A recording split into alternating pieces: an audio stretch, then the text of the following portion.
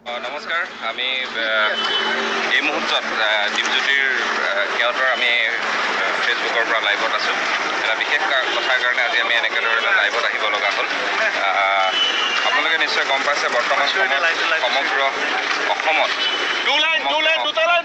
যি নিৰ্যাতন চলিছে ঘৰখনৰ যি সকলো বলি হৈছে তাৰ বাবে আমি সকলোৱে আগবাঢ়ি আহিব লাগিব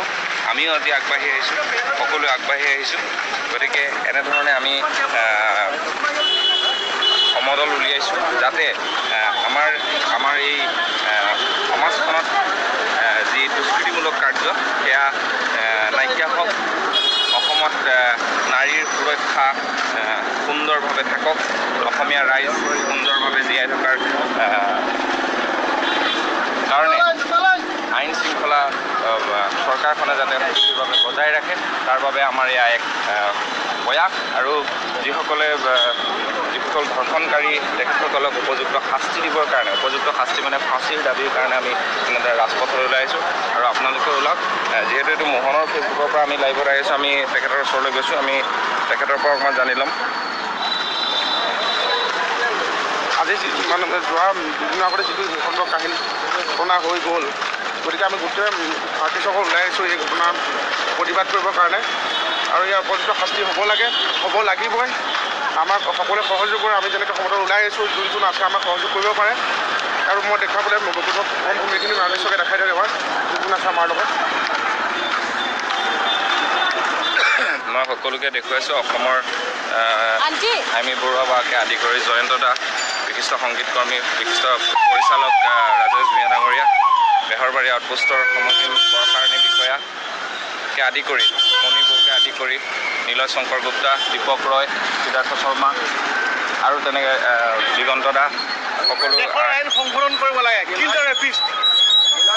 সকলোৱে এটাই কথা যে যিসকলে ধৰ্ষণ কৰিছে তেখেতসকলক ফাঁচি দিব লাগে আমি সিদ্ধাৰ্থ শৰ্মাৰ পৰা অকণমান জানিব বিচাৰিছোঁ খুব জঘন্য কাণ্ড হৈ আছে বাৰে বাৰে হৈ আছে ভয় নোপোৱাৰ কাৰণে হৈ আছে গতিকে মৃত্যুদণ্ডৰ বাহিৰে বেলেগ কোনো ৰাস্তাই নাই চৰকাৰ কঠোৰ হ'ব লাগে আইন কঠোৰ হ'ব লাগে ৰেহাই পাব নালাগে সকলোৰে মুঠতে এটাই কথা যে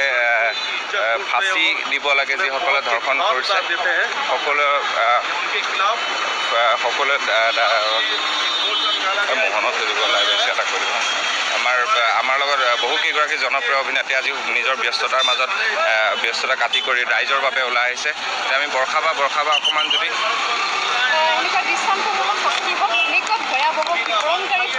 চৰকাৰে যাতে ৭টা জনমো নাৰীৰ ওপৰত এনেকুৱা অত্যাচাৰ বা এনেকুৱা নৃশংস কাণ্ড কৰিবলৈ কোনো চিন্তা কৰিব নোৱাৰে মই বাৰম্বাৰ কৈ আছোঁ যে যদি এটা বাঘ নৰসাধক হয় গুলিয়াই মাৰি পেলোৱা হয় এই বলাৎকাৰী সোপাক কেলৈ বঢ়াই থ'ব লাগে জেলত প্ৰমাণ হৈছে লগে লগে কঠোৰ উত্তম শাস্তি দিয়া হওক যাতে এইবোৰ বন্ধ হওক আমি মহিলা আমাকতো এখন সুৰক্ষিত সমাজ লাগে জীয়াই থাকিবলৈ আমাৰো অধিকাৰ আছে সম অধিকাৰ চিঞৰি আছোঁ অথচ আমাৰ জীয়াই থকাই যেন আমাৰ অধিকাৰ নাই যাৰ যেতিয়াই মন গৈছে মাৰি পেলাইছে জ্বলাই পেলাইছে যৌতুকৰ বাবে হওক বলাৎকাৰ কৰি পেলাই যৌন কাৰণতে হওক এইবোৰ আৰু সহ্য নকৰোঁ আজি আমি চলচ্চিত্ৰ উদ্যোগ ফিল্ম ফেটাৰ্নিটি অফ আছামৰ তৰফৰ পৰা মিউজিক আছে আমাৰ লগত গোটেইখিনি আছে সাংস্কৃতিক জগতৰ এক মঞ্চ এক কণ্ঠ আমি স্থাপিত কৰিছোঁ আজি ধন্যবাদ সেয়া আছিল বৰষাৰণী বিষয়া বাইদেউ আমি মোহনৰ পেজৰ পৰা লাইভত আহিছোঁ আৰু বেহৰবাৰীৰ অন্য এগৰাকী জনপ্ৰিয় অভিনেত্ৰী